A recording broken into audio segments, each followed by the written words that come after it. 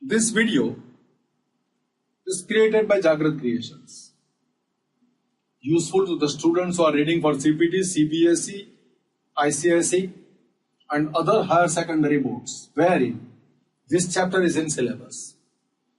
So this is the sum that I am going to consider is a sum on admission of a partner. Observe the sum on the screen.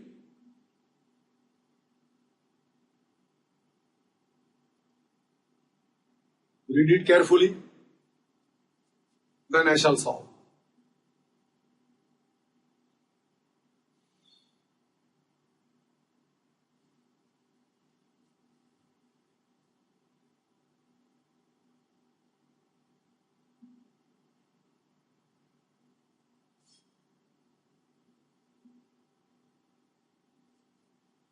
Now, for the purpose of solving this sum, first I will consider revaluation adjustment. How they are going to be considered?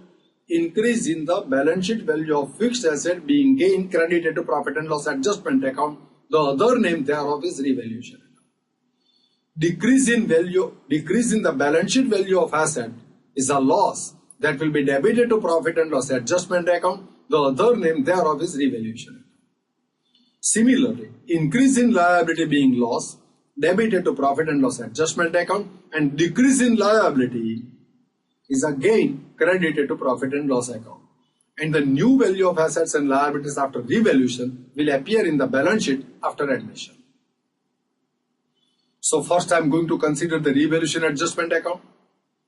They are given me adjustment number 3, adjustment number 4, 5, 6 and 7. So 3, 4, 5, 6, 7 and even 8 also is a revaluation adjustment. After that, I am going to consider the details of balance sheet which are not subject to revaluation. That is by step number 2. In step number 3, I will close by profit and loss adjustment account.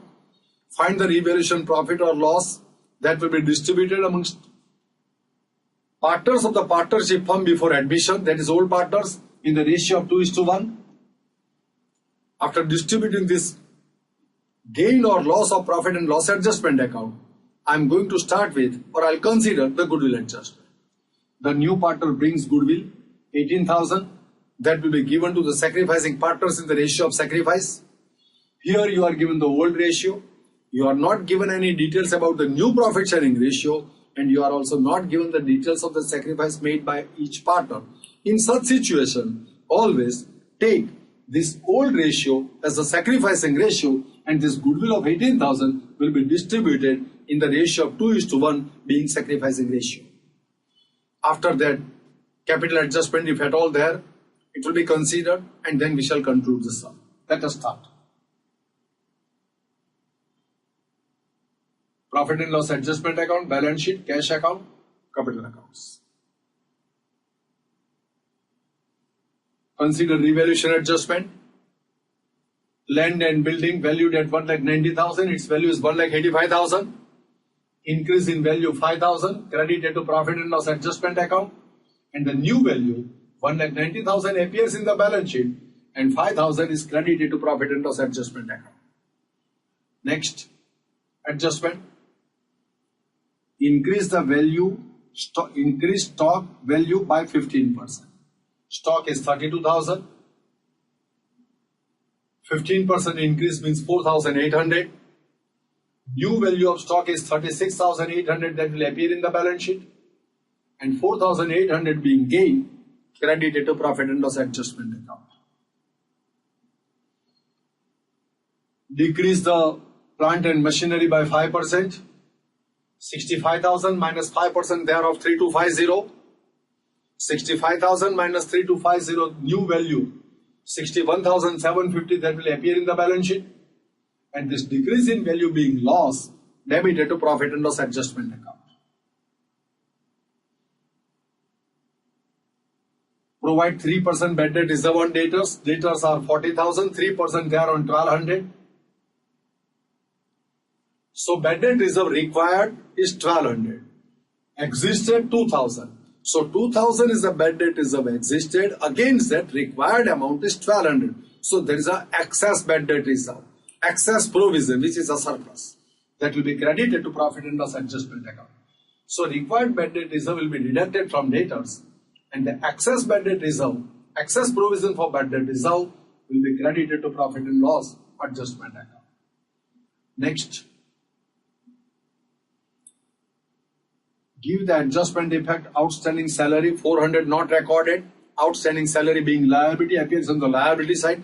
Increase in liability being loss, debited to capital profit and loss adjustment account. Prepaid insurance 215 unrecorded. Prepaid insurance is an asset that will appear on the asset side, as well as increase in the value of asset credited to profit and loss adjustment account. Give adjustment effect of bank loan interest for the year in the books of accounts. So 15% bank loan 32,000, interest for 1 year is unrecorded. So 32,000 I write in the inner column, and 15% thereof interest that I calculate here 4,800, that is outstanding interest. This is the increase in liability. Outstanding interest is my expense, that also gets debited to profit and loss adjustment account.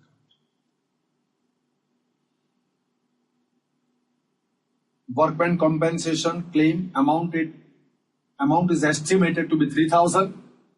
Compensation is 18,000. So we have made a provision of 18,000 for compensation. Against that, we shall be obliged to pay 3,000. So excess provision for compensation, being a part of profit, will be distributed amongst all partners in the ratio of profit sharing, that is 2:1. Fund existed 18,000, liability 3,000.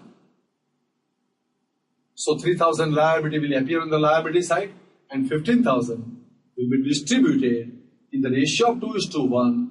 So that works out to be 10,000 and 5,000. So Kamal and KU will get this 10,000 and 5,000 that is 2:1 ratio. Now I have considered the revaluation adjustment. With those I have considered land and building, plant and machinery, all these red color items are considered. Remaining items I am supposed to write at an appropriate place. So that is known as consider the remaining details of the balance sheet. So capital of Kamal and KU, I write on the credit side of the capital account is opening balance. General reserve gets distributed in the ratio of 2:1. Workman profit sharing fund appears as it was. Creditors appears as the same value in the new balance sheet. Furniture same value. Cash and bank I write in the cash and bank account opening balance. I have considered the details of balance sheet. Now I'll close this profit and loss adjustment account. Total of credit minus total of debit is a gain. Gets distributed amongst partners and credited to the capital account. Similarly, if it is otherwise, total of debit is more than total of credit being loss, that loss also will be distributed amongst all partners in the old ratio, and in that situation, the capital account gets debited. Now here total of credit side, 10,850 minus 3,250, 400 and 4,800. So there is a profit of 2,400 distributed in the ratio of 2:1. 1,600 and 800, Kamal and KU's capital account gets credited with this gain. Third step is over. Fourth, capital brought by a new partner. Third step is over. Fourth is goodwill adjustment. Kalpesh is entitled to get 1/4 share in profit. Kalpesh will bring 70,000 as capital and 18,000 for goodwill. Now this goodwill 18,000 brought in business cash is received, cash account debit. The amount received by Kalpesh will be given to Kamal and KU in the ratio of sacrifice, because they give a share in profit to a new partner. So 18,000 will be distributed in the ratio of 2:1. As the sacrificing details in the new ratio is not given, so old ratio becomes the sacrificing ratio. So cash account debit to Kamal's capital account and KU's capital account, this is the journal entry. So cash account debit to Kamal capital account, cash account debit to KU capital account. This is how goodwill gets recorded.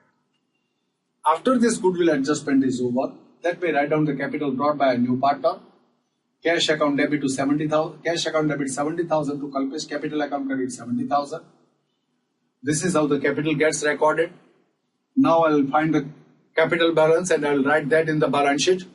And I will also cash account. I'll find the closing balance of cash and that also will appear in the balance sheet asset side. So total of Kamal 160 plus 30. So it should be 2,13,600. That's the closing balance that will appear in the balance sheet. Here 80,000 plus I think 1,06,800. That will appear in the balance sheet. Here the capital of Kalp is 70,000. That will appear in the balance sheet.